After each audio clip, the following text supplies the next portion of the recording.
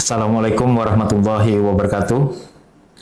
Salam sejahtera bagi kita semua. Om Swastiastu, Namo Buddhaya, salam kebajikan. Perkenalkan, nama saya Dr. Abdul Hamid, SE MMAK, ACPA, ACTA, pelaku dosen tetap Sekolah Tinggi Ilmu Ekonomi Mahardika Surabaya, program studi akuntansi, nomor induk dosen 0702107202 dan NOPTK 24527506511300082. Dengan penuh rasa tanggung jawab dan komitmen terhadap pengembangan pendidikan di Indonesia, izinkan saya untuk menyampaikan pernyataan diri dosen dalam rangka unjuk tridharma perguruan tinggi pada bidang pengajaran. Video ini dibuat sebagai bagian dari proses sertifikasi dosen gelombang 1 yang diselenggarakan oleh Kementerian Pendidikan Tinggi, Sains dan Teknologi tahun 2026. Pada kesempatan ini, saya memaparkan salah satu mata kuliah yang saya ampuh, yakni mata kuliah akuntansi sektor publik semester 6 dengan kode mata kuliah 6223040 dengan beban 3 SKS dengan prasyarat mata kuliah akuntansi keuangan pada semester 5. Metode pembelajaran pada mata kuliah ini dirancang dan dilaksanakan dengan pendekatan project yang juga menekankan pada pembelajaran berbasis project clear dan berbasis praktisi. Dalam mata kuliah ini diharapkan mahasiswa tidak hanya memperoleh teori, tetapi juga mampu menerapkan pemikiran logis, kritis, sistematis, dan inovatif dalam konteks pengembangan dan implementasi ilmu pengetahuan dan teknologi yang memperhatikan menerapkan nilai humaniora yang sesuai dengan bidang keahliannya. Mahasiswa juga mampu menunjukkan kinerja mandiri, bermutu, dan terukur. Mahasiswa mampu mengkaji implementasi pengembangan dan implementasi ilmu pengetahuan teknologi yang memperhatikan dan menerapkan nilai humaniora sesuai dengan keahlian berdasarkan kaidah, tata cara, etika ilmiah dalam rangka menghasilkan solusi gagasan, desain, dan kritik. Untuk mata kuliah sektor publik ini bertujuan untuk memberikan pemahaman yang mendasar, mengkaji materi sektor publik yang lebih spesifik, misalnya akuntansi keuangan, akuntansi pemerintahan desa, akuntansi lembaga pendidikan, akuntansi rumah sakit, dan akuntansi ibadah lainnya. Setelah menyelesaikan mata kuliah ini, mahasiswa diharapkan juga mampu menjadi mahasiswa yang mandiri, yang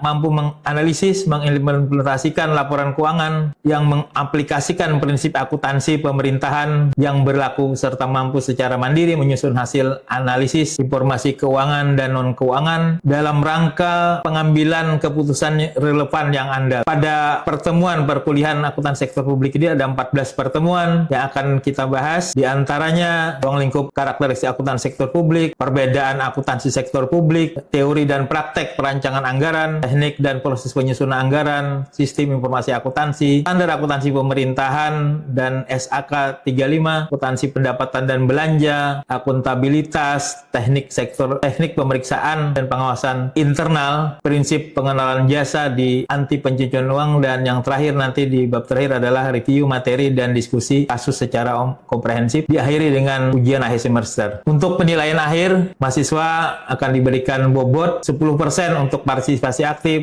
untuk proyek analisis kritikal 20%, untuk pembelajaran pengetahuan kognitif 15%, TS 25%, dan UAS 35%. Untuk bentuk penilaian ini merupakan hal yang mencerminkan penerapan materi untuk metode pembelajaran secara blended learning dengan kombinasi antara pertemuan tatap muka dan diskusi melalui daring. Demikian penjelasan dari saya terkait dengan mata kuliah akuntansi sektor publik. Sekian, terima kasih. Wassalamualaikum warahmatullahi wabarakatuh. Assalamualaikum warahmatullahi wabarakatuh. Waalaikumsalam warahmatullahi wabarakatuh. Selamat pagi semuanya.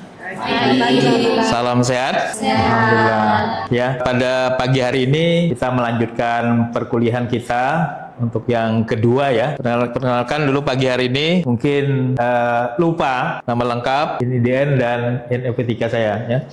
Nama lengkap saya Abdul Hamid, Dr. Abdul Hamid, Sarjana Ekonomi, Magister Manajemen, Akuntan, ACPA, Associate Certificate Public Akuntan, dan CTA itu Certificate Teaching Audit. Jadi spesialis saya juga sebagai auditor, ya, seorang praktisi. Kemudian NIDN saya 0720107202 dan NOPTK 24527506511300082. Oke, pagi hari ini ada pertemuan kedua ya terkait dengan dengan mata kuliah akuntansi sektor publik. Mereview pada pertemuan pertama kemarin kita sudah menyampaikan pendahuluan terkait dengan beberapa bidang mata kuliah akuntansi ya. Jadi akuntansi itu ada akuntansi pemerintahan, ada akuntansi keuangan, ada akuntansi manajemen, akuntansi biaya dan sebagainya. Nah, jadi ini dikenalkan untuk membekali mahasiswa kita supaya kalian punya bekal yang cukup, skill yang cukup. Pagi hari ini kita terkait dengan akuntansi sektor publik ini membahas terkait dengan evolusinya, regulasi, standar dan pengelolaan keuangan negara di era modern. Mungkin teman-teman mahasiswa sudah banyak mendengar berita di luar dan sebagainya bagaimana tata kelola keuangan akuntansi pemerintahan kita. Oke, saya lanjut. Nah, yang pertama karakteristik ya. Bagian pertamanya karakteristik dan lingkungan organisasi. Nah, ini kita harus memahami fundamental dari akuntansi sektor publik ya. Ada regulasi, ada peran strategis dan dalam perekonomian sebuah negara. Jadi tanpa pengelolaan keuangan yang baik, negara kita tidak akan baik juga. Jadi ini penting buat kita untuk pengetahuan. Oke, saya next. Nah, selanjutnya pada pertemuan ini ada beberapa topik yang kita bahas ya, yang cukup menarik. Yang pertama terkait dengan sektor publik dan sektor swasta, apa perbedaannya? Kemudian ada fungsi keuangan dan sektor publik. Kemudian ada undang-undang yang mengatur itu. Kemudian evolusi basis akuntansi pemerintahan, ini penting ya. Kemudian ada struktur proporsi penganggaran publik, supaya kita tahu mekanisme penganggaran itu seperti apa. Kemudian ada tingkat capaian laporan keuangan atau kualitas laporan keuangan ini terkait dengan opininya BPK, Badan Pemeriksa Keuangan. Jadi nanti kalian akan tahu di Indonesia berapa persen sih pemerintah daerah itu yang mencapai WTP. Nanti kita lihat. Kemudian materi berikutnya ada terkait dengan terkait dengan siklus ya, siklus akuntansi sektor publik. Selanjutnya, nah ada tantangan dan transformasi sektor publik, dan yang terakhir di materi hari ini terkait dengan filosofi value for money. Jadi dalam sektor pelayanan publik bukan hanya masalah keuangan yang diatur, tapi nilai buat masyarakatnya juga penting. Oke, next saya teruskan. Nah, ini memberikan gambaran kita secara keseluruhan ya, teman-teman mahasiswa, antara sektor publik dan sektor swasta. Ini untuk membuka wawasan kita. Yang pertama, organisasi sektor publik dari tujuan utama pemberian pelayanan ya, karena publik ya, pemberian pelayanan dan penyediaan fasilitas umum demi kesejahteraan rakyat. Ini dari sisi tujuan. Kalau swasta, tujuannya memaksimalisasi laba. Jadi ada perbedaan yang mendasar dari tujuan utama. Kalau sektor publik pelayanan, kalau swasta profit oriented. Itu wawasan kita. Terus dari sumber pendanaan. Kalau di sektor publik pendanaannya lewat pajak, kita bayar pajak semua kan? Ya, pasti kan? Ada retribusi daerah, kalian bayar parkir, nah itu bagian dari itu. Obligasi pemerintah, kalau kalian punya duit beli obligasi pemerintah. Ada hibah negara, ada pembiayaan eksternal yang legal. Ini sumber pendanaan dari sektor publik. Kita sebagai warga negara sudah pasti punya kontribusi di sini. Ya, minimal dari parkir ini. Ya, distribusi lah ceritanya. Nah, kalau di swasta sumber pendanaannya adalah setoran modal dari investor. Kalian suatu saat membangun perusahaan, kalian mau jalan usahanya ya harus setor modal. Bisa satu orang joinnya, 2 orang dan sebagainya. Nah, kemudian terkait dengan pertanggungjawaban. Kalau di sektor publik, laporan ini terbuka ke lembaga legislatif. Dalam hal ini DPRD. Makanya ada istilahnya kalau sering melihat di media televisi kan ada rapat DPR misalnya. Nah, itu terkait dengan ini, pertanggungjawaban laporan keuangan pemerintah nanti dipublikasikan ke masyarakat umum. Sedangkan akuntabilitas atau pertanggungjawaban di sektor swasta melalui ROPS. Jadi kalau kalian membangun sebuah perusahaan atau perseroan terbatas, PT kan ada pemegang saham, ada komisaris. Nah, setiap tahun, setahun sekali itu dilakukan rapat umum pemegang saham. Itu bentuk pertanggungjawaban kita sebagai seorang direksi atau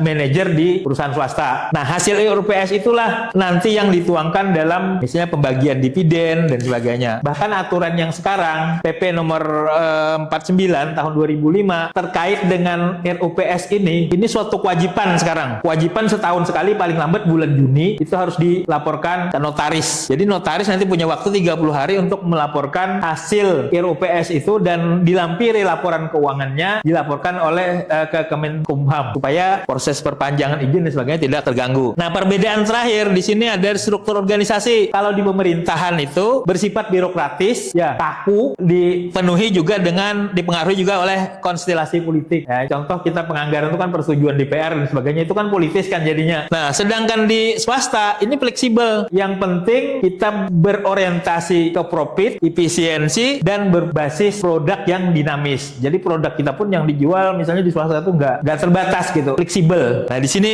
perbedaan sektor publik dan sektor swasta ya dari struktur organisasi. Oke, next ya. Nah, sekarang fungsi utama keuangan sektor publik. Nah, ini yang saya bilang tadi di pembahasan kita, ada fungsi utama sektor publik ini mulai dari fungsi alokasi, ada fungsi distribusi, dan ada fungsi stabilisasi. Nah, ini fungsi ini harus berjalan secara seimbang. Misalnya di sini fungsi alokasi. Jadi dari anggaran itu pemerintah menyediakan anggaran untuk infrastruktur dan barang dan jasa yang tidak bisa diproduksi secara efisien oleh swasta. Jadi mereka harus membuat alokasi-alokasi. Contoh misalnya industri minyak dan gas misalnya itu dikuasai oleh pemerintah. Jadi ada alokasi khusus yang tidak selalu diproduksi oleh swasta. Jadi bisa harganya disubsidi dan sebagainya seperti yang kita rasakan sekarang. Kemudian distribusi. Nah, ini penting. Contoh yang saat-saat sekarang ini. Kemarin BBM distribusinya lambat. Kita harus antri dan sebagainya. Nah, itu harus ada pemerintah harus hadir di sana. Di samping peran punya anggaran, dia harus fungsi distribusi ini harus jalan. Itu harus diperhatikan. Nah, selanjutnya stabilisasi. Nah, ini yang penting juga mengendalikan inflasi mikro dan makro, menekan angka pengangguran. Nah, ini yang penting ya, dan menjaga keberlanjutan stabilitas fiskal nasional. Jadi pemerintah dalam sektor publik, keuangan publik ini harus menjaga stabilisasi. Contoh, misalnya kemarin pernah minyak goreng langka ya. Mungkin kalian juga merasakan itu yang suka makan goreng-gorengan, misalnya tempe, tahu, harganya mahal. Industri UMKM, industri keripik dan sebagainya menjerit semua. Di sanalah pemerintah harus hadir ya, terkait dengan fungsi stabilisasi ini. Misalnya melakukan operasi pasar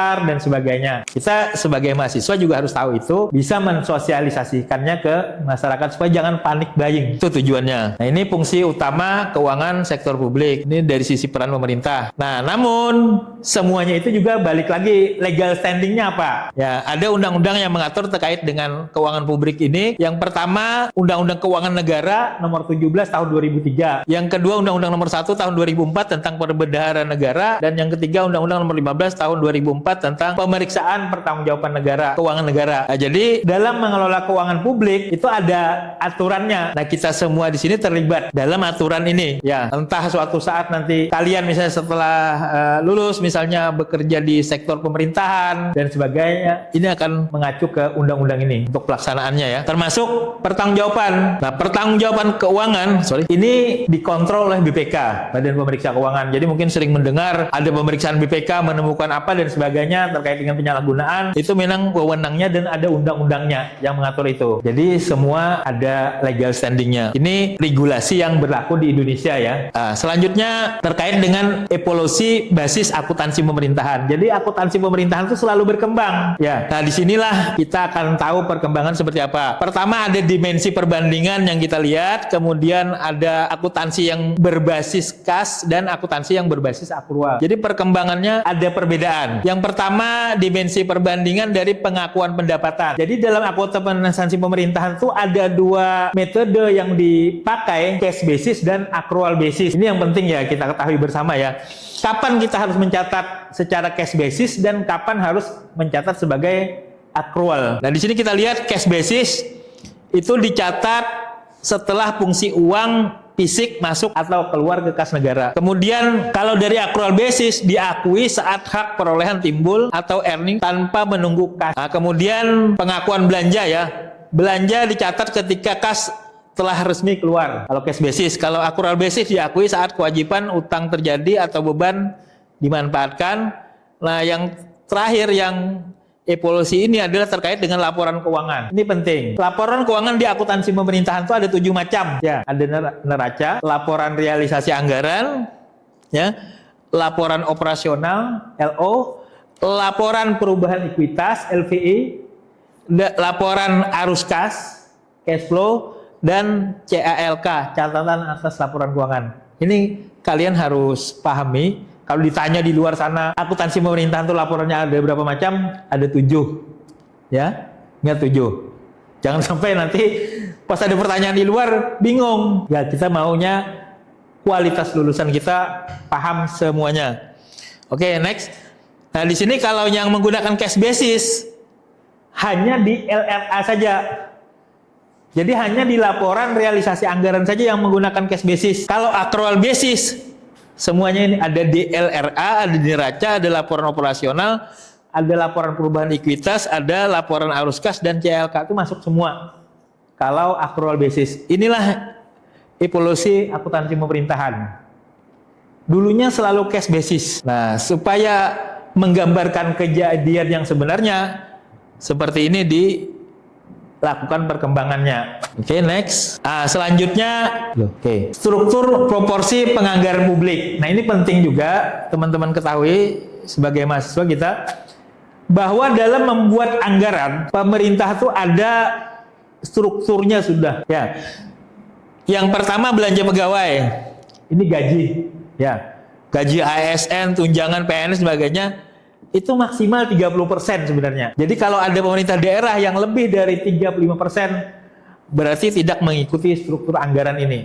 Itu akan jadi warning buat DPR untuk fungsi pengawasannya. Nah, jadi kemudian belanja modal. Belanja modal ini pembangunan fisik misalnya ya. Pembangunan jalan, jembatan, irigasi dan sebagainya. 25%. Belanja barang dan jasa 30%, misalnya pembelian logistik kantor dan pemeliharaan operasional. Kemudian belanja sosial. Nah, ini ada belanja sosial juga 10%. Belanja sosial inilah yang juga menyangkut istilahnya ketahanan pangan dan sebagainya. Sorry. Back dulu. Nah, jadi ini struktur proporsi penganggaran publik. Ya. Selanjutnya, nah ini untuk pengetahuan kita, kondisi terbaru tingkat capaian kualitas laporan keuangan berdasarkan opini audit BPK. Opini audit itu ada 4 macam ya, WTP, wajar tanpa pengecualian, WDP, wajar dengan pengecualian, yang ketiga tidak wajar, dan yang keempat disclaimer, tidak memberikan pendapat apa-apa. Itu pendapat opini BPK. 4 macam. Ini saat ini di Indonesia 95% WTP di kementerian dan lembaga, kemudian yang di pemerintahan provinsi ada 88%, di pemerintah kota ada 82%, dan di tingkat pemerintah kabupaten ada 74%. Persentase ini menunjukkan jenjang kualitas laporan keuangan yang mendapat predikat opini BPK WTP. Karena WTP inilah predikat supremasi tertinggi. Ya, itu untuk pengetahuan kita. Jadi di sini WTP adalah supremasi kepatuhan data keuangan tertinggi. Jadi kalau pemerintah daerah punya suatu saat mendengar berita, Provinsi Jawa Timur memperoleh predikat WTP, tata kelola keuangannya, berarti itu predikatnya tertinggi. Kalau ada WDP itu bahaya juga, ya. Oke, next. Siklusnya. Jadi dalam menyusun anggaran itu ada siklus ya, mulai dari perencanaan, penganggaran, pelaporan dan pemeriksaan. Ini setiap tahun berjalan terus. Jadi teman-teman mungkin di rumah mungkin melihat berita di televisi, ada rapat DPR, penganggaran dan sebagainya. Kemudian ada pas 17 Agustus misalnya rapat pertanggungjawaban APBD misalnya atau APBN. Nah, seperti ini ada prosesnya, ada perencanaan, penganggaran, pelaporan dan pemeriksaan. Pemeriksaan ini rutin, ini kewenangan BPK setiap tahun. Ya. Bahkan saya sendiri sebagai praktisi ya, sebagai auditor juga melaksanakan tugas ini, karena kita di kantor akuntan publik juga sebagai auditor komponen dari BPK. Nah, jadi saya juga melaksanakan tugas-tugas negara seperti itu. Ini alur prosesnya. Kemudian next. Nah, tantangan dan transformasi sektor publik. Tantangan kedepannya terkait dengan e-government dan konsolidasi sistem, kemudian tuntutan transparansi publik, green budgeting, kapasitas dan kompetensi SDM. Ini sebenarnya menarik kalau kalian lanjutkan dengan tugas akhir. Ya, tugas akhir kalian ini sebenarnya menarik. topik-topik ini. Karena apa? Ini tantangan dan transformasi sektor publik ke depannya. Terkait dengan electoral government itu seperti apa, konsolidasinya, tuntutan transparansi itu seperti apa, kemudian grand budgeting. Nah, ini yang penting nih. Ini hal baru. Oke. Saya next dulu ya. Nah, sekarang ini yang terakhir. Ya. Filosofi value for money. Jadi dalam penganggaran sektor publik, akuntansi sektor publik, pengelolaan keuangan sektor publik tidak berfokus pada mencari keuntungan material, melainkan mencari nilai terbaik bagi kelangsungan hidup masyarakat, ekonomis dalam memperolehan sumber daya, efisiensi dalam proses konversi, dan efektif dalam mewujudkan hasil yang nyata. Endingnya ini. Ya, sebenarnya di akuntansi sektor publik kita mempunyai konsep 3E ini, ekonomis, efisien, dan efektif. Oke, selanjutnya saya buka kesempatan untuk pertanyaan. Ya. Mohon izin, Pak. Oke, silakan Mbak Lani untuk pertanyaannya. Apa perbedaan fundamental antara organisasi sektor publik dan sektor swasta dalam hal tujuan utama, sumber pendanaan, dan akuntabilitas? Jelaskan implikasi perbedaan tersebut terhadap operasional organisasi, Pak. Terima kasih. Pertanyaan yang bagus ya. Jadi terkait dengan akuntansi sektor publik ini, dua hal yang fundamental. Pertama, orientasi dan mekanismenya. Ya, seperti yang pernah saya jelaskan di sebelumnya tadi. Yang pertama yang fundamental itu terkait dengan tujuan ya. Kalau sektor publik tadi tujuannya adalah pelayanan masyarakat, sedangkan sektor swasta fundamentalnya pelayanannya ke orientasi ke profit, mendapatkan profit. Yang kedua, yang kita lihat yang fundamental itu adalah dari sumber dana. Ya, sumber dana kalau tadi sektor publik itu dari pajak, retribusi, hibah dan sebagainya, hal-hal yang legal. Sedangkan di swasta itu modal, yang fundamental ya. Nah, implikasinya apa? Implikasinya nanti ke pelayanan. Ya, implikasi ke pelayanan kalau di pemerintahan itu terkait dengan proses birokrasinya, karena pelayanan itu kan ada birokrasi, nggak bisa langsung. Sedangkan di swasta implikasinya nanti ke pelayanan prima yang lebih cepat, karena orientasinya kan ke profit. Mereka lebih banyak melayani, lebih banyak keuntungan. Nah, itu yang fundamental ya, terkait dengan mekanisme dari perbedaan dua sektor tadi ya, sektor publik dan sektor swasta. Oke? Siap. Terima kasih. Next pertanyaan. Oke. Pertanyaan kedua. Mohon untuk dijelaskan lebih detail untuk pergeseran dari akuntansi berbasis kas ke akuntansi berbasis akrual dalam sektor pemerintah di Indonesia, dan mengapa transisi ini dianggap krusial dalam meningkatkan kualitas pelaporan keuangan. Baik, terima kasih Latifah ya. Iya, Pak. Pergeseran apa evolusi ini penting karena memang tuntutan kondisi sekarang kita bernegara itu memang berbeda. Fundamentalnya adalah sebelumnya ada metode cash basis ya. Cash basis berpindah ke accrual basis. Jadi sebelum tadi kita sampaikan juga bahwa dalam akuntansi pemerintahan itu untuk laporan realisasi anggaran itu menganut cash basis berdasarkan kas masuk dan kas keluar. Nah, namun di evolusi berikutnya ini sudah laporan keuangan sesuai PSAP, Pedoman Standar Akuntansi Pemerintahan yang 7 macam itu sudah menganut mulai dari LRA neraca, laporan operasional, laporan perubahan ekuitas, laporan arus kas, CALK, dan laporan operasional itu sudah menganut accrual basis. Nah, jadi evolusinya seperti itu. Implikasinya apa?